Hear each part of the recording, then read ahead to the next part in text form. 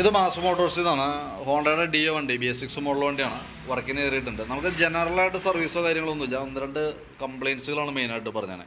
ഒന്ന്, നമുക്ക് അതിൻ്റെ ഫ്രണ്ട് ഫോർക്കിൻ്റെ ഓയിൽ വിത്ത് ഓയിൽ സീൽ മാറ്റാനുണ്ട്, കോൺസെപ്റ്റ് മാറാനുണ്ട്, ബ്രേക്കിൻ്റെ കേബിളുകൾ, അതേപോലെ തന്നെ ഫ്രണ്ട് ഫോർക്ക് ഓയിൽ സീൽ കാര്യങ്ങൾ മാറ്റാനുണ്ട്, ആക്സിലേറ്ററിൻ്റെ കേബിളുകൾ, അതേപോലെ എഞ്ചിൻ ഓയിൽ മാറ്റുക, ലേഡീസ് ഹാൻഡിൽ ടൈറ്റ് ചെയ്യുക, ഇതൊക്കെയാണ് മെയിനായിട്ട് പറഞ്ഞത് കേട്ടോ. സ്പീഡോമീറ്റർ ചെക്കപ്പ്, ബൾബ് ചെക്കപ്പൊക്കെയാണ് പറഞ്ഞത്.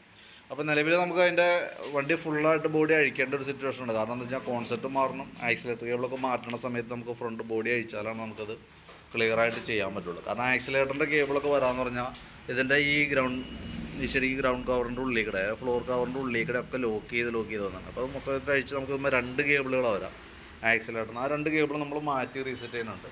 അതേപോലെ തന്നെ കോൺസെപ്റ്റും നമുക്ക് ഫുള്ളായിട്ട് ഇങ്ങനെ അഴിച്ച് കൂട്ടത്തിൽ നമ്മൾ മാറ്റുന്നുണ്ട്. ഫോർക്ക് ഓയിൽ സീൽ മാറ്റാൻ വേണ്ടിയിട്ട് അഴിച്ചിട്ടുണ്ട്. ഫോർക്ക് ഓയിൽ സീൽ, അതിൻ്റെ ഡസ്റ്റ് സീല്, ഫോർക്ക് ഓയിൽ എല്ലാം മാറ്റി നമ്മൾ റീസെറ്റ് ആക്കുന്നുണ്ട്.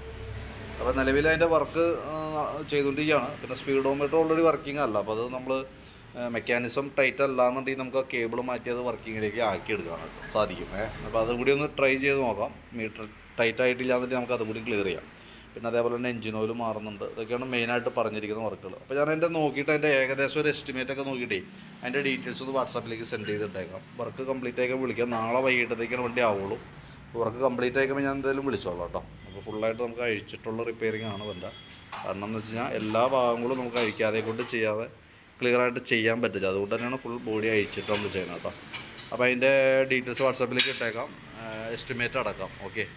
അപ്പോൾ നാളെ വൈകിട്ട് നമുക്ക് ഒരു 5 മണിക്ക് ശേഷം വേണമെങ്കിൽ എടുക്കാവുന്ന രീതിയിലേക്കാണ് സെറ്റ് ചെയ്തുകൊണ്ടിരിക്കുന്നത്. എന്തെങ്കിലും വ്യത്യാസങ്ങളുണ്ടെങ്കിൽ വിളിച്ചറിയിക്കാം.